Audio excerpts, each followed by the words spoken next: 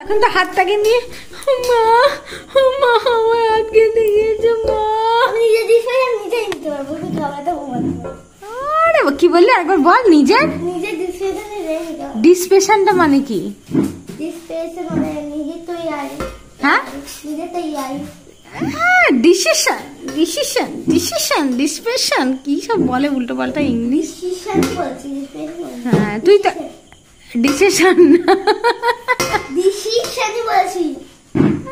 ক্যামেরায় রেকর্ড আছে, বন্ধুরা বুঝতেই পারছে দিদা কতটা মিথ্যেবাদী। ঠিক আছে, এখনই শুনতে পেলো ডিসপেশন থেকে ডিসিশন তো রেকর্ড। আর জামাটা খুলে পড়ে যাচ্ছে কেন কার থেকে? হ্যাঁ ঘড়িতে এখন বাজে 7:30। আর আমার মেয়ের আজকে হঠাৎ করে ইচ্ছা করেছে একটুখানি স্যুপ বানিয়ে খাবে, চিকেন স্যুপ।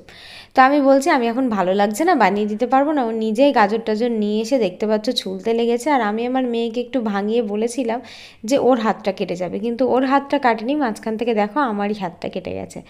তো আমার মেয়ে আমাকে এখন বলছে মা তোমার আমাকে যতটা সাবধান করার দরকার তার থেকে তোমার নিজের বেশি সাবধান হওয়ার দরকার। দেখো তো আমি কতগুলো গাজর তোমাকে বানিয়ে দিলাম, বিনস বানিয়ে দিলাম, পেঁয়াজ বানিয়ে দিলাম, আমার তো কই কিছুই হলো না। এদিকে তুমি একটুখানি চিকেনটা করতে গিয়ে দেখো হাতটাকে কেটে ফেললে।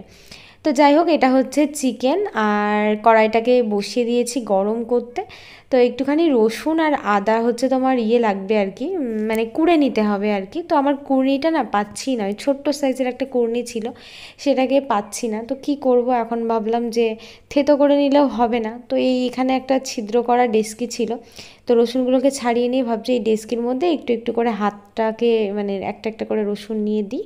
তো এটা তো বাটা হলে ভালো হবে না, একটুখানি থ্যাতলানো টাইপের কি কোড়া টাইপের হলে চপারে ভালো হয়, কিন্তু চপারে তো এত অল্প জিনিস মানে 5-6 কোয়া রসুন আর একটুখানি আদার টুকরো দিয়ে তো করা যাবে না না। তো সেই জন্য এটাতেই বেশ দেখলাম খারাপ হচ্ছে না, কারণ ভিতর দিকটাতে বেশি ধার ছিল, ওই জন্য আমি ভিতর দিক দিয়ে বেশ হাত দিয়ে দিয়ে চেপে এরকমভাবে এটাকে মিহি করে কুড়ে নিলাম। হালকা করে একটু তেল দেবো। চিকেন স্যুপটা জানো তো আমি অনেক দিন পরে বানাচ্ছি। তো আগের যেদিন মানে আগে যখন বানিয়েছিলাম তখন খুব একটা বেশি টেস্টি হয়নি, কারণ আমার কাছে পর্যাপ্ত জিনিসগুলো ছিল না সেই জন্য। তো আজকের চিকেন স্যুপটা না খেতে সত্যি দারুণ হয়েছিল।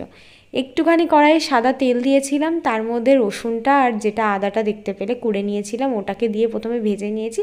তারপরে 4টে মতো চিকেনের টুকরো সেটাকে দিয়ে একটুখানি নাড়াচাড়া করে এখন দেখতে পাচ্ছি এই যে বিনস আর গাজরগুলো তিধা বানিয়ে দিয়েছে, এগুলো কিন্তু সব তিধা বানিয়ে দিয়েছে। তো এগুলো একবার করে একটু ধুয়ে নিচ্ছি হালকা করে, দিয়ে ডাইরেক্ট ওই যে চিকেনটা ভাজতে দিয়েছি না একটুখানি নেড়ে নিলাম জাস্ট চিকেনটা। তো চিকেনের টুকরোগুলো কিন্তু বড় বড়ই হয়ে আছে, যখন ওটা সিদ্ধ হয়ে যাবে তখন আমি ওটাকে নামিয়ে কাঁটা চামচ দিয়ে খুব সুন্দরভাবে একদম স্যুপে যেমন করে চিকেনের গুলোকে ছাড়িয়ে দেয় ওরকমভাবে ছাড়িয়ে দেবো। তো গাজরটা আর বিনসটা দিয়ে দিয়েছি, জাস্ট একটু নাড়াচাড়া করে এটার মধ্যে জল দিয়ে দেবো, খুব বেশি নাড়াচাড়া করবো না, মানে আর একটুখানি আমার মেয়ের তোমার হচ্ছে গাজর কাটতে বাকি আছে, কারণ গাজরটা একটু কম হয়েছে। তো এটা কিন্তু ভীষণ হেলদি হয়, মেনলি হচ্ছে হেলদি। বাচ্চাদের যদি এটা প্রত্যেক দিন সন্ধ্যাবেলায় দেওয়া যায় ওদের স্বাস্থ্যকর খাবার একটা বলতে পারো। তো দেখো জল দিয়ে দিয়েছিলাম আর চিকেনটা সেদ্ধ হয়ে যাওয়ার পরে আমার না কারেন্ট অফ হয়ে গেছিলো, তো সেই জন্য আমি ভিডিওটা পুরোপুরি তোমাদেরকে দেখাতে পারলাম না, কিন্তু আমি কী করে বানাচ্ছি সেটা তোমাদেরকে মুখে বলে দিচ্ছি।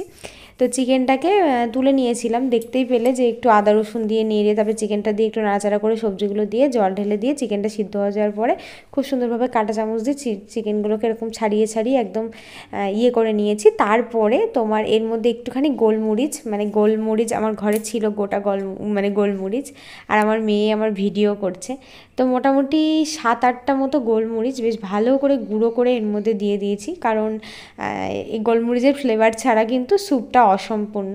আর এখানে একটু সয়া সস দিয়ে দিলাম, একটু টমেটো সসও দিয়ে দেবো। তো আমার মেয়ে বারবার আমার চুলের দিকে ফোকাস করছে, তার একটাই কারণ চুলটা আজকে আমি ও লাল ফিতে দিয়ে বেঁধেছি। আগে কিন্তু প্রত্যেক দিন মা লাল ফিতে দিয়ে চুল বেঁধে দিত, তখন মাথাতে সত্যি কথা বলতে চুলও অনেক ছিল। কিছু কিছু মানুষের এখনও চুল আছে, কিন্তু আমাদের চুলটা যে কোথায় উড়ে চলে গেছে সেটা আর বলার কথা না, মানে সেটা এখন পুরোপুরি অতীত বলতে পারো। তো একটুখানি সয়া সস দিলাম, এবার একটুখানি টমেটো সসও দিয়ে দিলাম এর মধ্যে। তো টমেটো সসটা একদমই কম ছিল, ঝেড়ে পুচে যেটুকুনি পারলাম এর মধ্যে দিয়ে দিলাম। তো এবার একটা বাটিতে অল্প করে একটু কর্নফ্লাওয়ার গুলে নেব, যেহেতু তোমার কি বলবো স্যুপটা একদমই কর্নফ্লাওয়ার না দিলে কিন্তু একদম পাতলা জল জল ব্যাপারটা হবে, ভালো লাগবে না, মানে একটুখানি গাঢ় গাঢ় না হলে। তো ওই জন্য একটুখানি কর্নফ্লাওয়ার গুলে আর কি এরকমভাবে দিয়ে দিচ্ছি। তো বাড়িতে তোমরা কিন্তু একদিন ট্রাই করে দেখতে পারো, আশা করছি তোমাদের খুব ভালো লাগবে। এটা সত্যি সয়া সস দিলে আর একটুখানি টমেটো সস দিলে আর একটুখানি কর্নফ্লাওয়ার দিলে একদম স্যুপের টেস্টটাই পুরোপুরি অন্যরকম হয়ে যায়।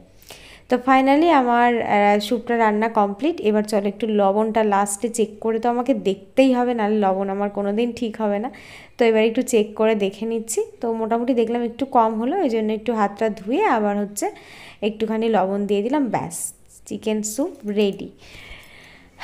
সত্যি কথা বলছি, জাস্ট যারা কোনো দিন খাওনি, আমার মনে হয় অনেক বাচ্চারা দেখবে সবজি পছন্দ করে না, এক একটা বাচ্চা একটু বেশি দুষ্টু থাকে, একদমই সবজি পছন্দ করে না।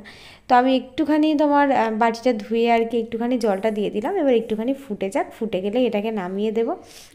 তো ঝেড়ে ঝেড়ে ঝেড়ে টমেটো সস দিচ্ছি, মানে টমেটো সসের প্যাকেটে একটুও সস নেই, কিন্তু আমি হার মানবো না, যেটুকুনি আছে ঝেড়ে ঝুড়ে একদম দিয়ে দেবো।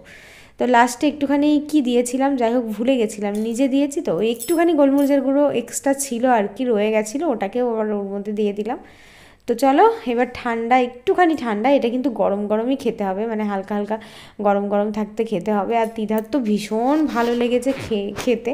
তো আমি দিদিভাইকে একটুখানি দিয়ে আসলাম, আমি অল্প করে একটু নিয়েছি আর তিধাকে দিয়েছি।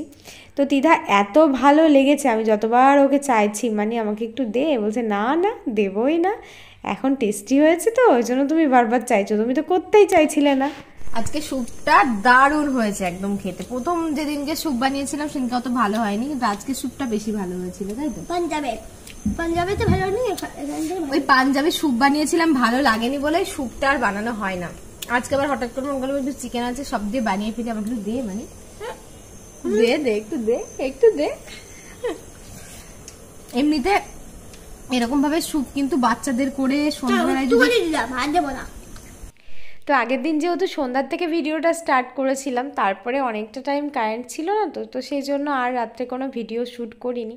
তো সকালে আজকে আমাদের ব্রেকফাস্টে দেখতেই পাচ্ছ আছে পেঁয়াজ। মাঝে আমি 2 দিন ব্লগ দিইনি, ব্লগ না দেওয়ার একটাই কারণ, 2 দিন না, একটা দিন দিইনি। তো বাড়িতে আমার শাশুড়ি মা, তারপরে পিসি শাশুড়ি সবাই এসছে, সবাই আসলে না একটুখানি দেখবে কাজের ঠিকঠাকভাবে এদিক ওদিক হয়। আর এদিকে ডোডো বসে বসে দেখো তিধার নতুন নতুন রবার্টগুলো চিবিয়ে চিবিয়ে শেষ করে দিয়েছে, আর আমার মেয়ে বিছানার উপরে সমস্ত বাজার হাট রেখে দিয়েছে। আর ও এত শান্তশিষ্টভাবে বসে আছে কেন বলো তো, আমি একটুখানি বকেছি। তো এই দেখো তিধার রবার্ট রাখার উপায় নেই, রবার্ট রাখলেই ও কামড়ে হেঁচড়ে একদম এক করে দেবে। এবার তো তিধা এসে ভীষণ রেগে যাবে ওর উপরে। তো যাই হোক আমি আর বেশি দেরি করলাম না, স্নান টান করে রান্না চাপিয়ে দিলাম। এদিকে হচ্ছে তোমার বাজারে গেছিলাম, বাজারে গিয়ে অনেকটা লেট হয়ে গেছিলো, কারণ পরের দিন হচ্ছে জন্মাষ্টমী, আর জন্মাষ্টমী মানেই জানো গপুকে একটু তালের বড়া পায়েস টায়েস এসব করে দিতে হবে, তার জন্য একটা বাজার হাটেরও ব্যাপার আছে। তো ওই জন্য আজকেই চলে গেছিলাম, আগের দিন যা বাজারে লাগবে টুকটাক সমস্ত জিনিসই নিয়ে চলে এসেছি। তো আজকে একটা ইলিশ মাছ নিয়েছি, সেটাকে তিধা বললো, তিধা তো ইলিশ সর্ষে ছাড়া আর কিছু খেতেই চায় না। একটু ওর জন্য জানো তো একটু কালো জিরে বেগুন দিয়ে কি ইলিশের ঝোল করব, কি কচু দিয়ে আলু দিয়ে করব, সেটা করতেই পারি না। ইলিশ মাছ নিলে ভাপা আর ভাপা, মানে ভাপা খেতে ওর এত ভালো লাগে। তো কী আর করব, খুব একটা বড় সাইজেরও ইলিশ না, ছোট ছোট ইলিশ ধরো একটা মিডিয়াম একটাই ছিল জানো তো। তো তার জন্য আর ভাবলাম চলো কী আর বানাবো, একটু বড় সাইজের হলে না এই 2 রকমই বানানো যেত, কিন্তু সেটা তো আর হবে না। তো এখানে 5টা ছিল লেজা দিয়ে। তো সর্ষে লঙ্কাটা বেটে নিয়ে এর মধ্যে দিয়েছি একটু লবণ, হলুদ আর হচ্ছে সর্ষের তেল, আর ও একটা কাঁচা লঙ্কা দেখো হাতে ধরে নিয়ে বসে আছে, খেতে পারবে কিনা তার ঠিক নেই, এদিকে নেয়ার বেলায় ঠিক আছে। অবশ্য তিধা আমাদের ভীষণ ঝাল খেতে পারে, ওর মতো ছোটো বয়সে মনে হয় আমি এতটা ঝাল খেতে পারতাম না। কাঁচা ঝাল খাওয়া কিন্তু খুব একটা স্বাস্থ্যের জন্য খারাপ না, কাঁচা ঝালে প্রচুর পরিমাণে ভিটামিনও আছে, কিন্তু শুকনো লঙ্কা খাওয়াটা খুবই খারাপ শরীরের জন্য, তাও মাঝে মধ্যে খাওয়া হয়ে যায়।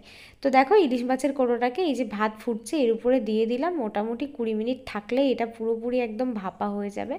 আর এগুলো হচ্ছে ঠাকুর ঘরে এনে রেখেছি, ময়দা, চিনি, তারপরে গোপালের জন্য লাড্ডু, তারপরে হচ্ছে তোমার এবার সবাই হয়তো ভাবতে পারো যে দিদিভাই তুমি তো রান্না করতে করতে এসে আবার গপুর জিনিসে হাত দিচ্ছ।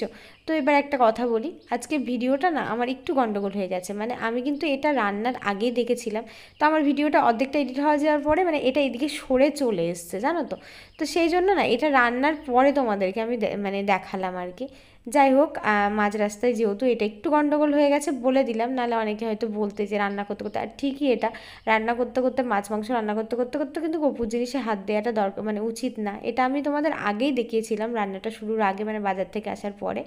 তো সেটা আর ধরো ক্যামেরার ইয়ের জন্য, এডিটিংয়ের জন্য। আর এখানে টুকটাক কিছু বাজার করে এনেছি, কালকে যদি না যেতে পারি, কালকে হচ্ছে মারা আসবে, মানে আমার শাশুড়ি মা আসবে, কারণ প্রত্যেক বছরই জন্মাষ্টমীতে কিন্তু মা আসে।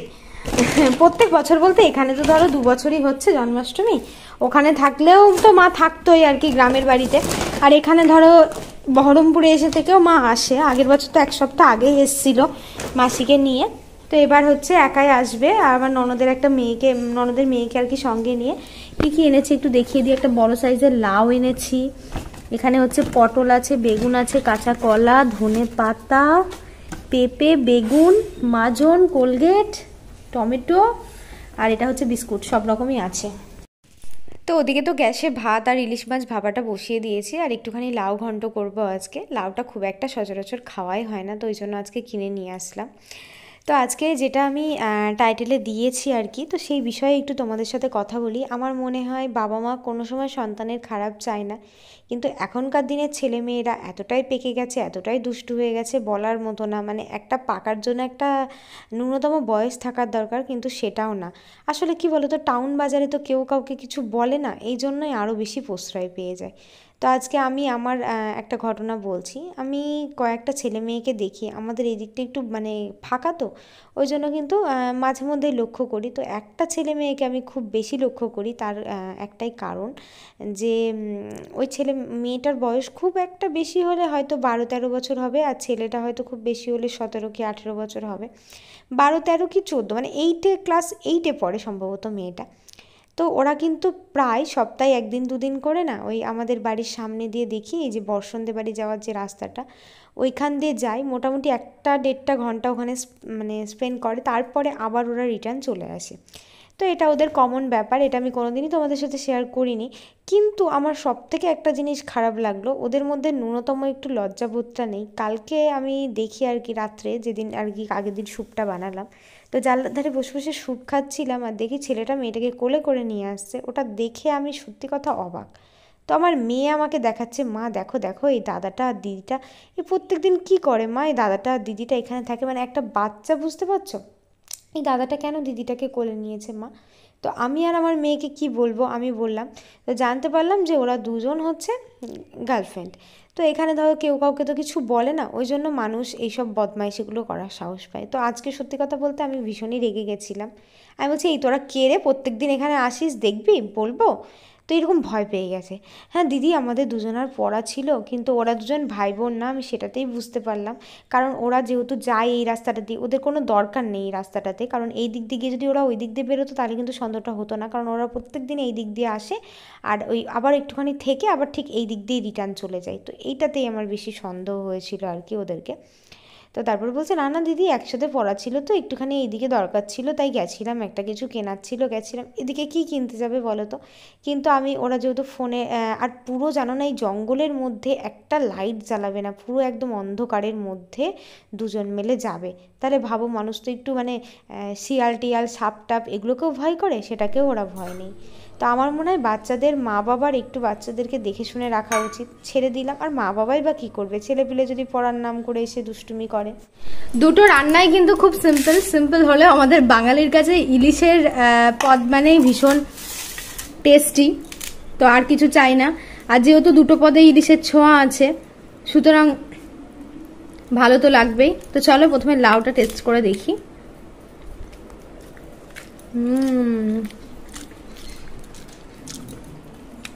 এক কথায় দারুণ। এদিকে আমার মেয়েও খাচ্ছে, দেখো একদম ফাটাফাটি।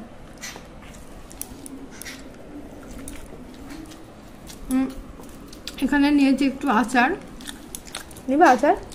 নাও। কাঁচা আমের আচার। লাউয়ের তরকারিটা এতটাই ভালো হয়েছে যে পুরো ভাতটা ওটা দিয়েই কমপ্লিট করে দিয়েছি, একটুখানি ভাত বাঁচিয়ে রেখেছি যেটা ইলিশ মাছ দিয়ে খাবো বলে। চলো দেখি কেমন টেস্ট হয়েছে। তো যাই হোক, যে কথাটা তোমাদেরকে বললাম সেটা বলার একটাই কারণ, বাবা মায়ের সন্তানদের উপর লক্ষ্য রাখাটা অবশ্যই উচিত। আর বাবা মা তো টিউশন পাঠিয়ে দিয়েছে, আর ছেলে মেয়ে এদিকে এসে প্রেম করে করে বেড়াচ্ছে, তাহলে আর বাবা মা কী করে বুঝবে? আর আমার মনে হয় আশেপাশের লোকগুলোকেও কিছু বলা উচিত, কারণ চোখের সামনে হয়তো সেটা অন্যের ছেলেপিলে, কিন্তু এটা আমার মনে হয় বলাটা দরকার, যাতে ওরা নেক্সট দিন ভয়ে আর আসে না। তো যাই হোক, আজকের ভিডিওটা এখানেই শেষ করলাম।